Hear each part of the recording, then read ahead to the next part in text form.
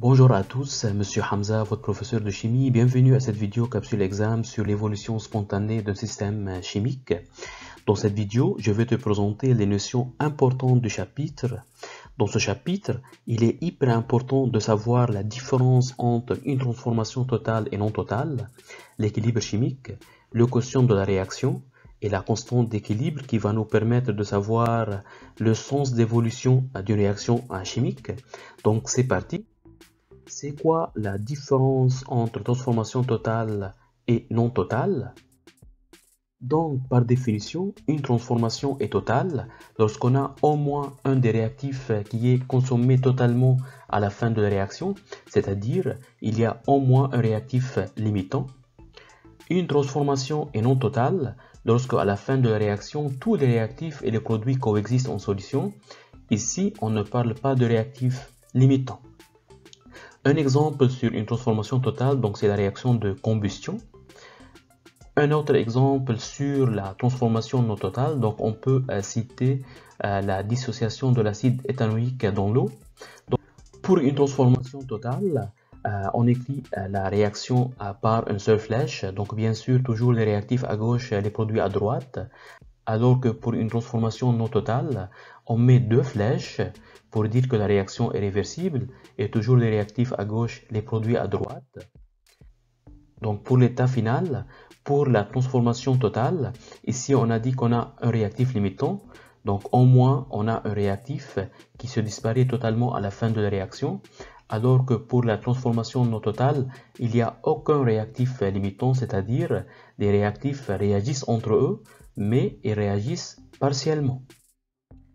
L'avancement final, donc pour une transformation totale, on peut dire que XF est égal à Xmax, alors que pour la transformation non totale, XF est égal à X équilibre, on dit qu'il est inférieur à Xmax. Et donc dans ce cas-là, on peut dire que le taux d'avancement final, taux, qui est égal à XF sur Xmax, il est égal à 1 pour la transformation totale, parce que n'oubliez pas que Xmax ici, il est égal à la quantité de matière initiale du réactif limitant. Et pour la transformation non totale, donc le taux d'avancement final, il est inférieur à 1. Maintenant, qu'est-ce qui se passe lorsqu'un système atteint l'équilibre chimique? Un système est en équilibre dynamique lorsque les quantités de matière des espèces chimiques du système n'évoluent plus à l'œil nu, c'est-à-dire à l'échelle macroscopique. Mais il faut faire très bien attention parce qu'à l'échelle microscopique, à chaque instant, la transformation continue de se faire dans les deux sens.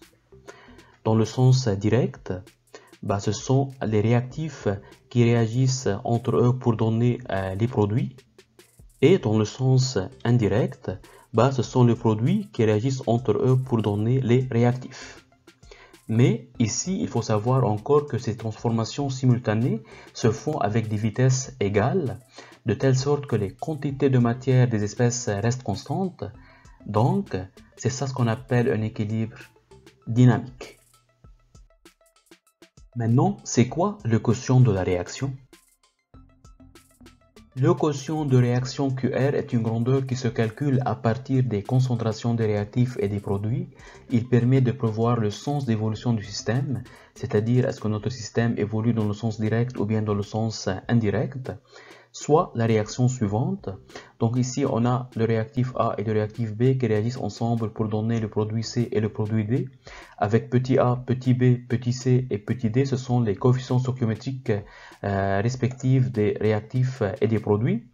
Et donc, pour calculer le quotient de cette réaction, on va dire que QR est égal à la concentration de C à la puissance C fois la concentration de D à la puissance D divisé par la concentration de A à la puissance A fois la concentration de B à la puissance B. Donc comme on a dit, donc A, B, C et D, ce sont les coefficients stoichiométriques. Et donc QR, c'est le quotient de réaction qui est sans unité. Une remarque qui est hyper importante, dans le calcul du quotient de la réaction, on ne prend pas en considération les solides, les gaz et les solvants. Prenons un exemple.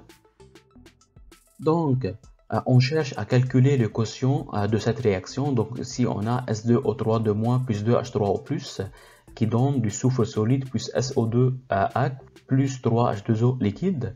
Et donc pour calculer QR, donc QR il est égal à quoi? On regarde ici, donc on a un solide, donc on ne le prend pas. H2O c'est liquide, on ne le prend pas. On va prendre la concentration de SO2 à la puissance 1 parce que le coefficient stoichiométrique il est égal à 1. Divisé, donc ici on a quoi? On a aqueux, et donc on va prendre les deux en considération. Donc diviser la concentration de S2O3 de moins fois la concentration de H3O plus au carré. La constante d'équilibre K d'un système.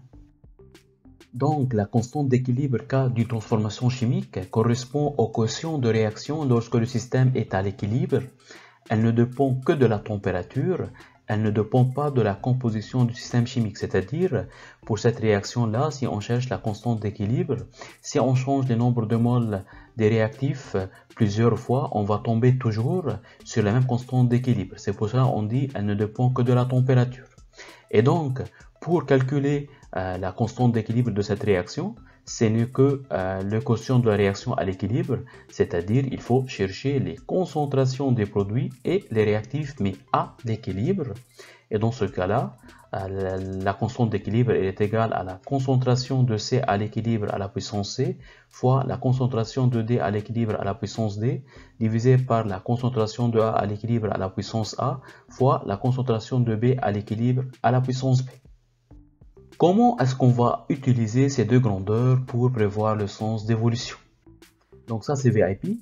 Donc pour déterminer si l'évolution d'un système se fait dans le sens direct ou bien indirect, il faut comparer ces deux grandeurs, le quotient de la réaction initiale et la constante d'équilibre, soit la réaction suivante. Donc ici on a trois cas de figure. Si le quotient de réaction initiale est inférieur à la constante d'équilibre, dans ce cas-là on dit que le système évolue dans le sens direct. Si le quotient de la réaction initiale est égal à K, donc on dit que le système est à l'équilibre. Et si le quotient de réaction initiale est supérieur à la constante d'équilibre, dans ce cas-là, on dit que le système évolue dans le sens indirect, c'est-à-dire de droite à gauche. Donc c'était tout pour cette vidéo. J'espère que cette vidéo vous a aidé et vous a plu. Merci de me laisser un petit commentaire et un pouce dans l'air pour nous supporter. Et n'oubliez pas de vous abonner à votre chaîne YouTube Coursup donnée par votre professeur Hamza pour ne pas louper les vidéos prochaines. Et surtout, croyez en vous parce que je crois en vous. On lâche rien, on croise les doigts. Ciao, à la prochaine.